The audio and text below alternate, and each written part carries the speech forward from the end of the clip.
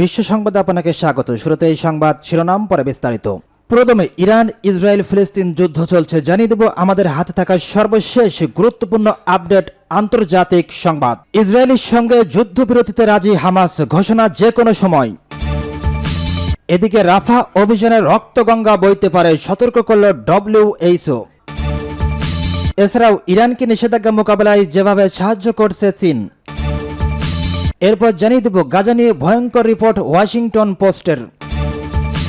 আরও জানিয়ে দেব যুক্তরাষ্ট্রে বহিষ্কৃত শিক্ষার্থীদের বিশেষ শিক্ষাবৃত্তির অফার দিল ইরানি বিশ্ববিদ্যালয়গুলো। এবং সর্বশেষ জানিয়ে দেব রুশ প্রতিরক্ষা মন্ত্রীর তথ্য মতে চলতি বছর ইউক্রেন 1,10,000 সেনা হারিয়েছে। শুনছিলেন সংবাদ শিরোনাম, এবারে বিস্তারিত। তবে তার আগে অনুরোধ থাকবে ভিডিওটিতে একটি লাইক এবং কমেন্টস করে জানিয়ে দিন আজকের এই ভিডিও সম্পর্কে আপনার মূল্যবান মতামত। আর অবশ্যই এই ভিডিওটি আপনার ফেসবুক সোশ্যাল মিডিয়ায় শেয়ার দিয়ে ছড়িয়ে দিন আর জানিয়ে দিন আপনি কোন জেলা থেকে বা কোথা থেকে আমাদের এই সংবাদটি শুনছেন বা দেখছেন। ইসরায়েলের সঙ্গে যুদ্ধবিরতিতে রাজি হামাস, ঘোষণা যে কোনো সময়। দখলদার ইসরায়েলের সঙ্গে যুদ্ধবিরতিতে রাজি হয়েছে ফিলিস্তিনি সশস্ত্র গোষ্ঠী হামাস। ফিলিস্তিনি সংবাদ মাধ্যম আল কুস শনিবার 4 মে জানিয়েছে ইসরায়েলের সঙ্গে জিম্মিও যুদ্ধবিরতির চুক্তির প্রথম ধাপ কার্যকরে রাজি হয়েছেন হামাসের নেতারা। সৌদি আরবের সংবাদ মাধ্যম আশফাকও জানিয়েছে জিম্মি চুক্তির দ্বারপ্রান্তে রয়েছে দুই পক্ষ এবং হামাস এ ব্যাপারে কয়েক ঘন্টার মধ্যে ঘোষণা দেবে। নাম প্রকাশ না করা সত্ত্বেও আল কুচকে হামাসের এক কর্মকর্তা জানিয়েছেন গাজা থেকে ইসরায়েলি সেনাদের প্রত্যাহার করা ছাড়াই যুদ্ধবিরতির প্রথম ধাপে রাজি হয়েছেন তারা। এই কর্মকর্তা আরও জানিয়েছেন যুদ্ধবিরতির প্রথম ধাপে শুধুমাত্র নারী, বৃদ্ধ, শিশু ও অসুস্থদের ছাড়া হবে। তাদের ছাড়ার পরও বেশ কয়েকজন ইসরায়েলি সেনা তাদের কাছে থেকে যাবে। এই বিষয়টি কাজে লাগিয়ে যুদ্ধবিরতির পরবর্তী ধাপে সুবিধা আদায় করে নেবেন তারা। এই দুটি সংবাদ মাধ্যম ছাড়াও ইসরায়েলি সংবাদ মাধ্যম চ্যানেল 12 জানিয়েছে যুক্তরাষ্ট্র হামাসকে নিশ্চয়তা দিয়েছে জিম্মি যুদ্ধবিরতির দ্বিতীয় ধাপ শেষে গাজা থেকে সব ইসরায়েলি সেনাকে প্রত্যাহার করে নিয়ে যাওয়া হবে। তবে অপর ইসরায়েলি সংবাদ মাধ্যম কান নিউজ জানিয়েছে আরব সংবাদগুলোতে যুদ্ধবিরতি এবং সেনা প্রত্যাহার করে নেওয়ার ব্যাপারে যে প্রতিবেদন প্রকাশ করা হয়েছে এ ব্যাপারে কোনো কিছু জানেন না বলে জানিয়েছে ইসরায়েলি কর্মকর্তারা। বর্তমানে যে জিম্মি যুদ্ধ বিরতি চুক্তি নিয়ে হামাস এবং ইসরায়েলের মধ্যে কথাবার্তা হচ্ছে সেটিকে 3টি ধাপে ভাগ করা হয়েছে। চুক্তিটিতে বলা হচ্ছে প্রথম ধাপে যুদ্ধবিরতির মেয়াদ হবে 40 দিন। এই সময় হামাস 33 ইসরায়েলি জিম্মিকে মুক্তি দেবে এবং ইসরায়েল কয়েক হাজার ফিলিস্তিনি বন্দীকে ছেড়ে দেবে। দ্বিতীয় ধাপের মেয়াদ হবে 42 দিন। এই ধাপে বাকি জীবিত জিম্মিকে মুক্তি দেবে হামাস। একই সঙ্গে দ্বিতীয় ধাপে গাজার স্থিতিশীলতা ফিরিয়ে আনা হবে। তৃতীয় ধাপের মেয়াদ হবে 42 দিন। এই সময়টাই হামাস মৃত জিম্মিদের মরদেহ ইসরায়েলের কাছে বুঝিয়ে দেবে। সংবাদ মাধ্যম আল কুস জানিয়েছে হামাসের কর্মকর্তারা আশা করেছেন এই সপ্তাহের মধ্যেই দুই পক্ষ চুক্তিতে স্বাক্ষর করবে। রাফা অভিযানে রক্তগঙ্গা বইতে পারে, সতর্ক করল WHO। ফিলিস্তিনের গাজার দক্ষিণাঞ্চলে রাফা শহরে ইসরায়েলি বাহিনীর অনুপ্রবেশ করে আক্রমণ চালালে সেখানে রক্তগঙ্গা বয়ে যাবে বলে গতকাল শুক্রবার সতর্ক করে দিয়েছে বিশ্ব স্বাস্থ্য সংস্থা WHO। রাফা শহরে রয়ে যাওয়া হামাস সদস্যদের নিশ্চিহ্ন করতে সেখানে বড় পরিসরে স্থল অভিযানের কথা পুনর্ব্যক্ত করেছেন ইসরায়েলি প্রধানমন্ত্রী বেনিয়ামিন নেতানিয়াহু। প্রায় 7 মাস ধরে চলা যুদ্ধে গাজার বেশিরভাগ মানুষ এখন রাফায় আশ্রয় নিয়েছে। এ পরিস্থিতিতে রাফায় আশ্রয় নেওয়া প্রায় 12 লাখ মানুষের উপর ইসরায়েলি সামরিক অভিযানের সম্ভাব্য প্রভাব নিয়ে WHOর মহাপরিচালক তেদ্রোস আধানম গ্যাব্রিয়াসুস সতর্ক করে দিয়েছেন। এক এক্স সাবেক টুইটার বার্তায় তেদ্রোস আধানম গ্যাব্রিয়াসুস বলেন গাজায় রাফায় সম্ভাব্য পূর্ণমাত্রা সামরিক অভিযান নিয়ে WHO উদ্বিগ্ন। এর ফলে সেখানে রক্তগঙ্গা দেখা যেতে পারে, সেখানকার ভঙ্গুর স্বাস্থ্য ব্যবস্থা আরও দুর্বল হতে পারে। এক বিবৃতিতে WHO সতর্ক করে বলেছে রাফা অভিযানের ফলে হতাহতের সংখ্যা এতটাই বেশি হতে পারে যে সেখানকার ভঙ্গুর স্বাস্থ্য ব্যবস্থা তা সামাল দিতে পারবে না। এ বিষয়ে ফিলিস্তিনের ভূখণ্ডে নিযুক্ত বিশ্ব স্বাস্থ্য সংস্থার প্রতিনিধি রিক পিকারক্রন জেনেভায় সাংবাদিকদের বলেন রাফা অভিযান ঘিরে সম্ভাব্য পরিস্থিতি নিয়ে তাদের সংস্থার পরিকল্পনা রয়েছে, তবে তা সামরিক অভিযানের ফলে হতাহতের সংখ্যা কমাতে পারবে না। ইসরায়েলি বাহিনীর নির্বিচারে বোমাবর্ষণের অবরুদ্ধ গাজা উপত্যকায় বেশিরভাগ স্বাস্থ্য পরিষেবা হয় ক্ষতিগ্রস্ত হয়েছে নয়তো ধ্বংস হয়ে গেছে। সংস্থাটি বলেছে গাজায় 36টি হাসপাতালের মধ্যে মাত্র 12টি এবং 88টি প্রাথমিক স্বাস্থ্যসেবা কেন্দ্রের মধ্যে 22টি আংশিকভাবে কার্যকর রয়েছে।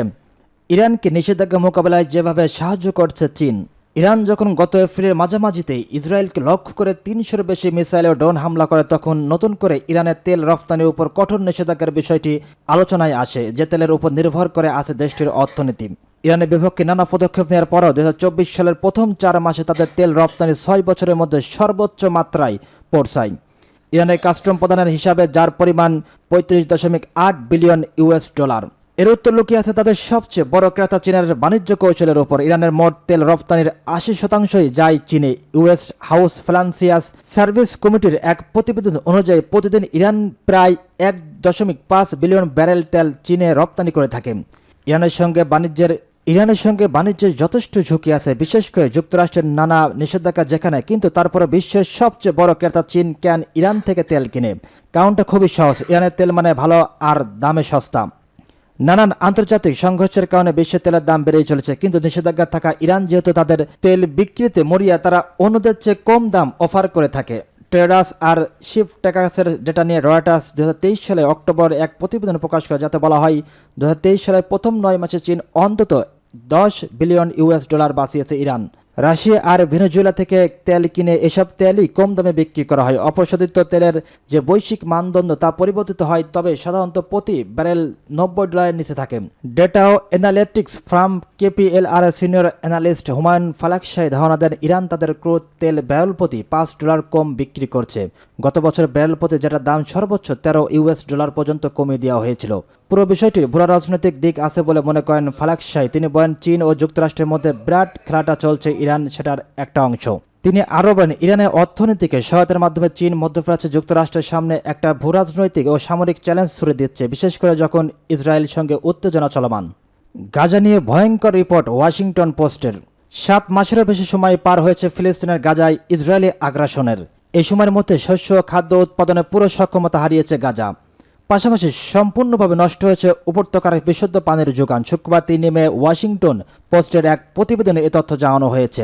ইসরায়েলে লাগাতার বোমা হামলা এবং বুলডোজারের চাপায় ধূলিসাৎ হয়েছে গাজার অধিকাংশ কৃষিজমি এবং ফলের বাগান। তারপরে কিছু জমি হয়তো বেঁচে ছিল, কিন্তু বোমা হামলা থেকে বাঁচতে গাজাবাসী যখন দক্ষিণ দিকে ছুটছে, তখন পিছন ফেলে যাওয়ার জমির ফসল এবং গবাদি পশু মারা পড়েছে পানির অভাব ও অনাহারে। আশরাফ ওমর নামে উত্তর গাজার বেইত লাহিয়ার এক বাসিন্দা সংবাদ মাধ্যম ওয়াশিংটন পোস্টকে জানিয়েছে, জানুয়ারির শেষের দিকে ইসরায়েলি সেনারা তার ফসলের জমি বুলডোজার দিয়ে পুরোপুরি নষ্ট করে দিয়েছে। একই সঙ্গে তার একটি গ্রিন হাউস এবং সৌরশক্তির প্রকল্প ছিল, সেগুলোও ভেঙে ফেলেছে ইসরায়েলি সেনারা। সবকিছু ঘুরিয়ে দিয়ে সেখানে তারা একটি সামরিক বাফার জোন তৈরি করেছে। তিনি জানান, পূর্বপুরুষের কাছ থেকে উত্তরাধিকার সূত্রে পাওয়া এসব জমিতে তারা কমলা, লেবু, আলু, বেগুন, টমেটো এবং শসা চাষ করতেন, কিন্তু এখন সেসব শুধুই স্বপ্ন। আশরাফ ওমরের গল্প এখন গাজার প্রতিটি মানুষের। গাজার কৃষি তথ্য স্যাটেলাইট ইমেজ উপত্যকায় বিশেষজ্ঞ ফিলিস্তিনিদের সাক্ষাৎকার বিশ্লেষণ করে দেখা গেছে, ইতিমধ্যে গাজার দুর্বল কৃষি ব্যবস্থা একেবারে পতনের দ্বার প্রান্তে পৌঁছে গেছে। গাজার কৃষিখাত ধ্বংসের মাত্রা সম্পর্কে জিজ্ঞাসা করা হলে ইসরায়েলের প্রতিরক্ষা বাহিনী জানিয়েছে, বেআইনিভাবে ঘনবসতিপূর্ণ বেসামরিক এলাকার নিজেদের সামরিক কার্যক্রম চালিয়ে যাচ্ছে হামাস এবং অন্য সন্ত্রাসী সংগঠনগুলো। এসব ঠেকাতে আইডিএফ যেসব পদক্ষেপ নিয়েছে, সেসব সামরিক প্রয়োজনের উপর ভিত্তি করে নেওয়া হয়েছে এবং তা আন্তর্জাতিক আইন অনুসারে করা হয়েছে। যদিও যুদ্ধের আগেও গাজার বেশিরভাগ ফল ও সবজি আমদানি করা হতো, কারণ 2007 সালে হামাস ক্ষমতা দখলের পর গাজার উপর শান্তিমূলক অবরোধ আরোপ করে ইসরায়েল এবং মিশর। সে কারণে গাজার খাবার উৎপাদনের ক্ষমতা প্রায় 2 দশক ধরে সীমিত। এখন একটি সীমান্ত ক্রসিং ছাড়া সব সীমান্তই নিয়ন্ত্রণ করে ইসরায়েল। এর ফলে সীমিত বিদ্যুৎ ও পানি সরবরাহ ছাড়া গাজার প্রায় সব ধরনের আমদানি ও রপ্তানি সীমাবদ্ধ। পাশাপাশি গভীর সমুদ্রে মাছ ধরতে যাওয়ার উপর নিষেধাজ্ঞা রয়েছে গাজাবাসীর। যুক্তরাষ্ট্রে বহিষ্কৃত শিক্ষার্থীদের বিশেষ শিক্ষাবৃত্তির অফার দিল ইরানি বিশ্ববিদ্যালয়। ইসরায়েল বিরোধী বিক্ষোভ চলছে যুক্তরাষ্ট্রের নানা বিশ্ববিদ্যালয়। এর জেরে প্রায় 2500 শিক্ষার্থী গ্রেপ্তারের শিকার হয়েছেন।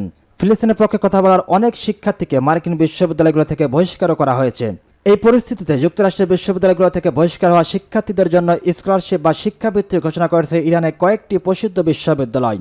Iran University of Science and Technology Allameh তাবেই বিশ্ববিদ্যালয় জানিয়েছে, তারা ফিলিস্তিনি পক্ষ নিয়ে আন্দোলন করে বহিষ্কারের শিকার হওয়া শিক্ষার্থীদের চলমান সেমিস্টার বা বর্ষ অনুসারে ভর্তির সুযোগ দেবে, সেই সাথে বিশেষ বোনাসও দেওয়া হবে।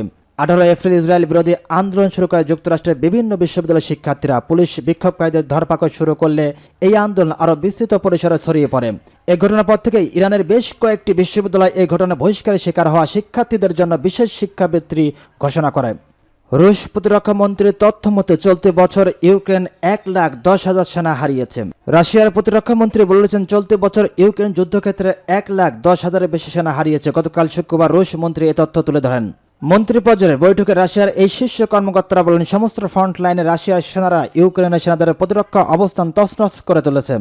চলতি বছর রুশ সেনাদের ইউক্রেনের কাছ থেকে 547 বর্গ কিলোমিটার এলাকা নিজেদের দখলে নিয়েছে বলেও তিনি দাবি করেন। প্রতিরক্ষামন্ত্রী অভিযোগ করেন সমস্ত খরচ উপেক্ষা করে যুদ্ধ চালিয়ে যাওয়ার জন্য আমেরিকা এবং তার মিত্ররা কিয়েভকে অব্যাহতভাবে চাপ দিচ্ছে। এর ফলে পুরো এপ্রিল জুড়ে ইউক্রেনে প্রতিদিন অন্তত 1000 সেনা হতাহতের শিকার হয়েছে। রুশ প্রতিরক্ষামন্ত্রী আরও বলেন, উচ্চ হারে ক্ষয়ক্ষতির কারণে ইউক্রেন সেনা মোতায়েনের প্রচেষ্টা বাড়িয়েছে, কিন্তু ইউক্রেনের লোকজন যুদ্ধ করতে চায় না। তাদেরকে জোর করে ফ্রন্ট লাইনে পাঠানো হচ্ছে এবং নিশ্চিত মৃত্যু হচ্ছে। প্রতিরক্ষামন্ত্রী আরও বলেন, পশ্চিমা অর্থ সামরিক সহায়তার লোভে ইউক্রেন তার জনগণকে বলে দিচ্ছে।